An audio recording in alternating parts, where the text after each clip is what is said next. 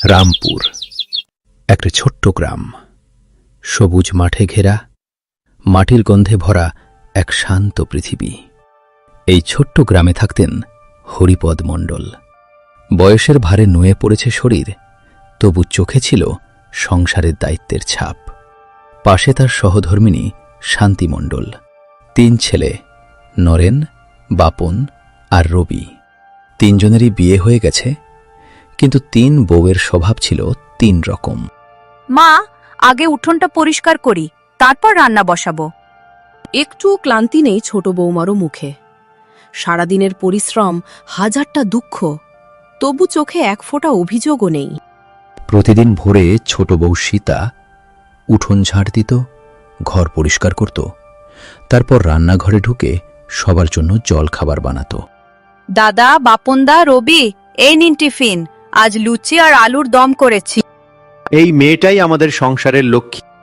কিন্তু এই বাড়িতেই ছিল আর 2 বউ, বড় বউ মালতী আর মেজ বউ ঝর্ণা, যারা কাজের চেয়ে লালসা আর আলস্যকেই বেশি চিনত।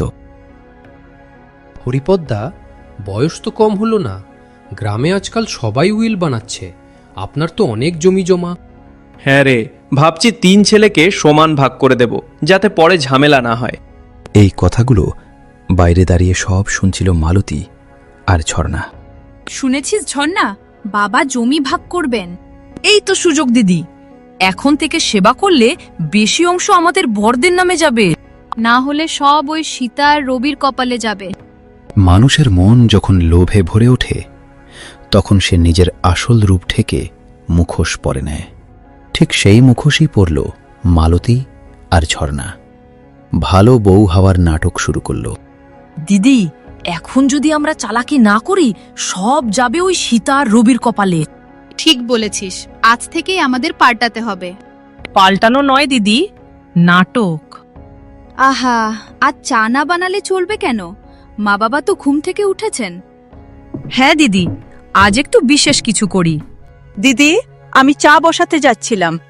না না ছোট, আজ তুই বসে থাক, আমি বানাচ্ছি। সীতা বুঝতে পারল না, এই পরিবর্তনের পেছনে ভালোবাসা নয়, হিসেব লুকিয়ে আছে। মা, বাবা, এই নিন গরম গরম চা। বাহ, আজ তো আমাদের ঘর স্বর্গ হয়ে গেল। আজ এমন কিছু বানিয়েছি যাতে মা বাবা অবাক হয়ে যাবে। মা, বাবা, আজ আমি আপনাদের জন্য বিশেষ রান্না করেছি। এই নিন গরম ভাত, চিকেন কারি, পেঁয়াজ আর কাঁচা লঙ্কা।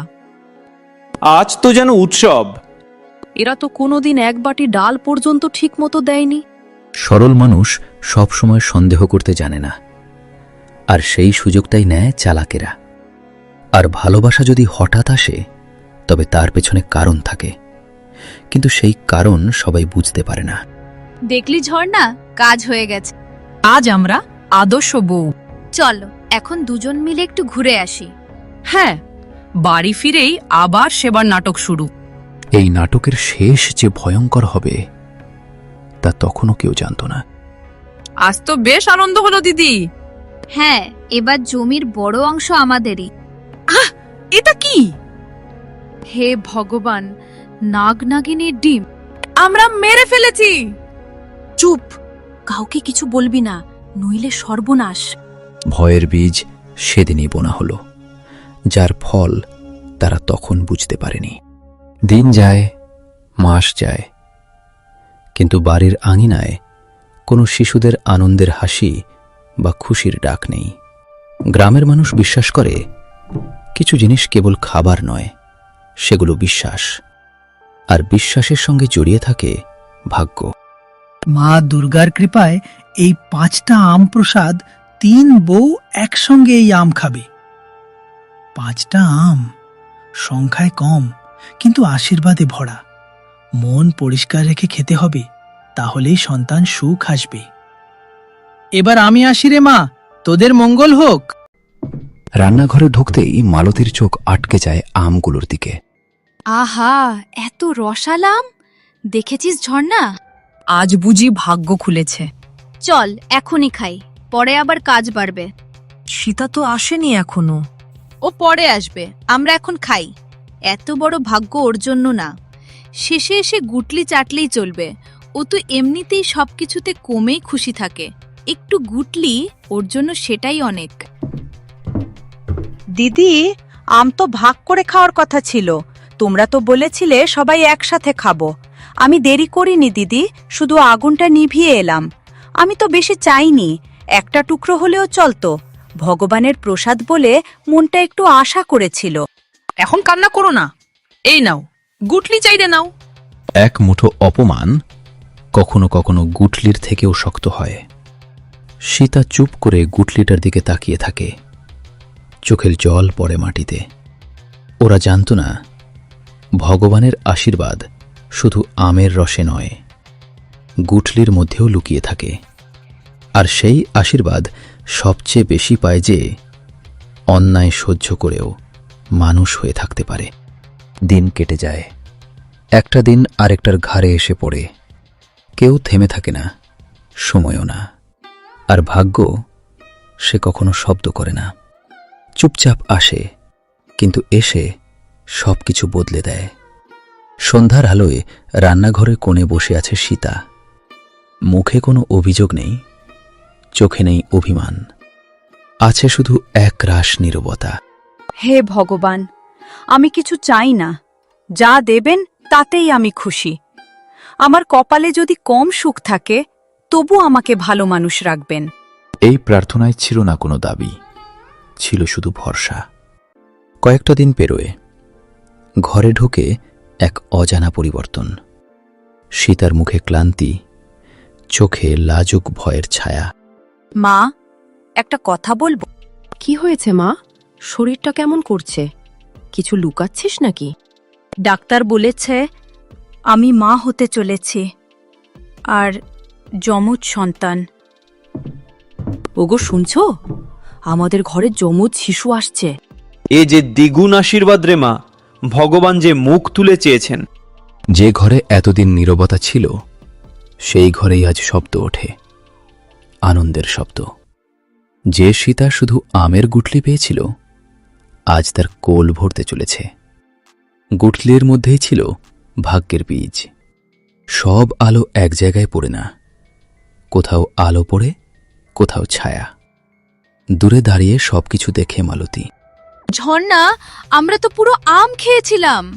তবু ভাগ্য তারই। কেন কেন সব সময় ওই সীতাই? কারণ ভাগ্য কখনো লোভ দেখে না, সে দেখে মন। আর এই গল্পে ভাগ্য এখন নিজের মোড় ঘোরাতে শুরু করেছে। ঈর্ষা চিৎকার করে না, সে ফিসফিস করে। আর সেই ফিসফিসই সবচেয়ে ভয়ঙ্কর। এই বুড়ি এখন থেকে সব কাজ আমাদের ঘাড়ে চাপাবে। আর যদি প্রথম উত্তরাধিকার ওই যমজ হয়, জমি জমা, ঘরবাড়ি সব হাতছাড়া হয়ে যাবে। লোভ যখন ভবিষ্যৎ দেখে, সে মানুষকে বর্তমান ভুলিয়ে দেয়। দিদি, সেই দিনের কথা মনে আছে? কোন দিন? নাগ নাগিনীর ডিম। চুপ কর, ওসব কথা তুলিস না। যে পাপ চাপা দেওয়া হয়, সে কখনো মরে না, সে অপেক্ষা করে। পাপের স্মৃতি যখন জেগে ওঠে, ঘুম হারায় মানুষ। ভয় মানুষকে নিয়ে যায় সেই জায়গায় যেখানে সে নিজেকে আর চিনতে পারে না।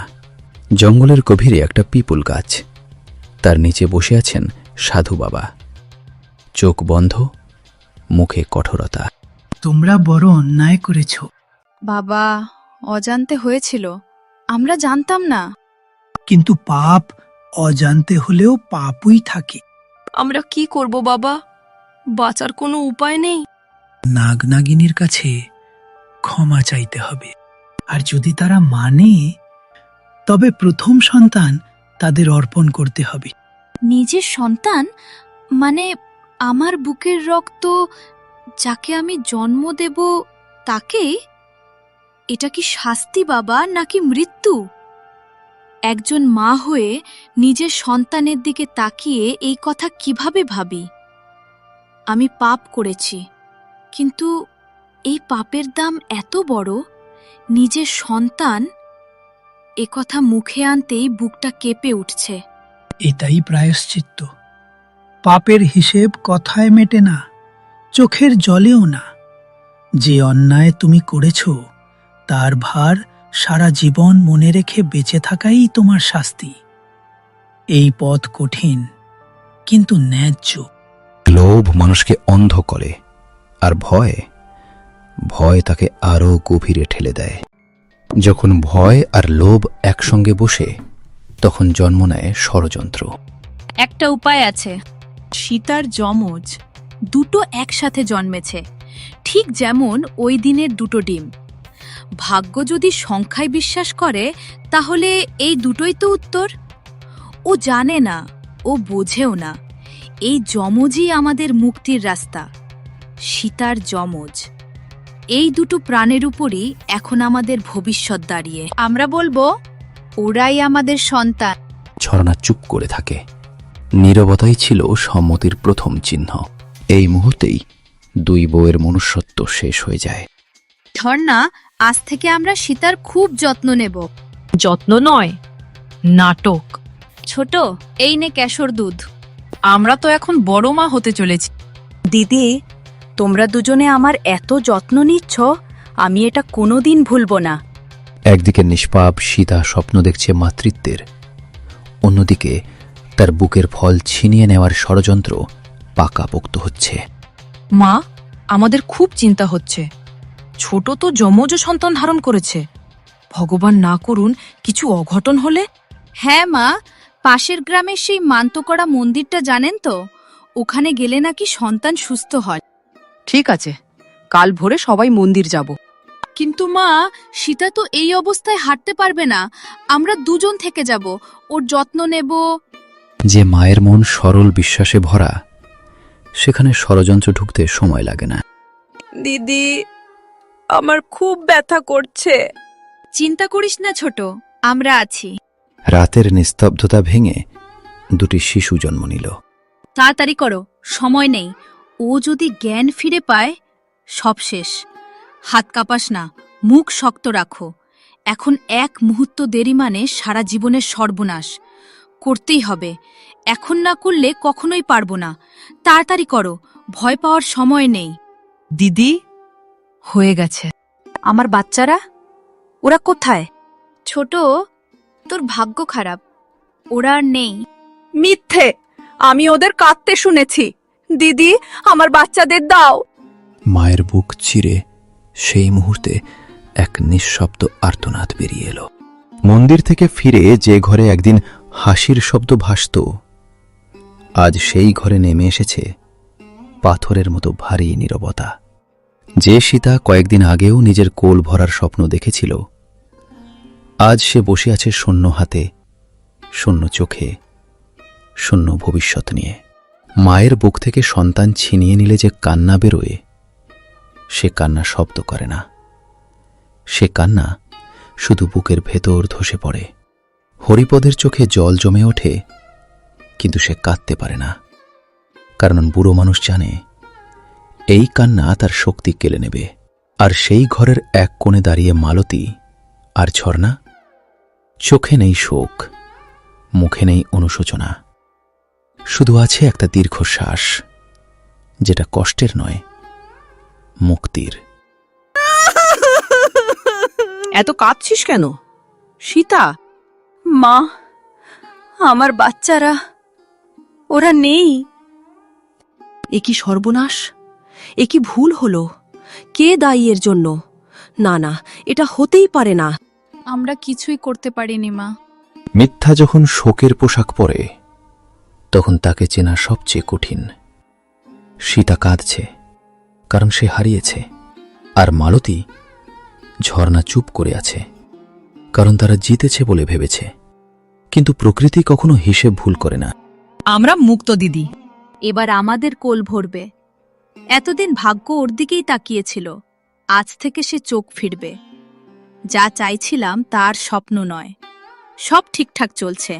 লোকে বলুক ভগবানের দান, আমরা জানি এটা আমাদের জয়ের শুরু। এবার আমাদের কোল ভরবে, আর ওর কোল শূন্যই থাকবে। এই কান্না এখানেই শেষ নয়। এই শোক এখনো প্রশ্ন হয়ে ওঠেনি, কারণ যেখানে অন্যায় জন্ম নেয়, সেখানে বিচার দরজায় কড়া নাড়তে সময় নেয় মাত্র। আর সেই কড়ার শব্দ খুব শিগগিরই এই ঘরের নীরবতা ভেঙে দেবে। এই দুই শিশুর আসল মা সীতা। আমরা ভুল বুঝেছিলাম, ক্ষমা করো সীতা। রাত তখনও পুরো কাটেনি। অন্ধকার আর আলো একসঙ্গে দাঁড়িয়েছিল এই উঠোনে, ঠিক যেমন দাঁড়িয়েছিল ভুল আর ক্ষমা। আমার সোনা, আমার বাচ্চারা, মা তোমাদের ছেড়ে এক মুহূর্তও থাকতে পারে না রে। কিছু শাস্তি কারাগারের দেয়াল দিয়ে নয়, জীবনের দায়িত্ব দিয়ে লেখা হয়। মালতী আর ঝর্ণা মাথা নিচু করে কাঁদে। লজ্জা নেই তোমাদের? মায়ের কোল খালি করে নিজেদের ভাগ্য ভরাতে চেয়েছিলে। লোভ আমাদের অন্ধ করে দিয়েছিল। আমরা ভয় পেয়ে গিয়েছিলাম। এই ঘরে তোদের আর জায়গা নেই, আজই বেরিয়ে যাও। থামুন, আমি ওদের ক্ষমা করছি। সীতা, তুই ঠিক বুঝে বলছিস তো? হ্যাঁ মা, কারণ আমি জানি ঘৃণা রাখলে আমার সন্তানের বুকেই তার বিষ ঢুকবে। ওরা আমার সন্তানের দুই মা হবে, এইটাই ওদের শাস্তি। প্রতিদিন এই শিশুদের চোখে তাকিয়ে নিজেদের অপরাধ মনে রাখতে হবে। আমরা বদলাবো। আর কোনো লোভ নয়, আর কোনো মিথ্যে নয়। যা করেছি তার বোঝা আমরা সারা জীবন বয়ে নেব। এই নিষ্পাপ মুখের দিকে তাকিয়ে আর অন্যায় করার সাহস আমাদের হবে না। এই সন্তানের শপথে বলছি, ওদের হাসির দায়িত্ব আমাদেরও থাকবে। ওদের কষ্টে আমরাও কাঁদব। লোভ ধ্বংস আনে, ক্ষমা মানুষ করে। এই গল্প শুধু 3 বউয়ের নয়, এই গল্প মানুষ হয়ে থাকার।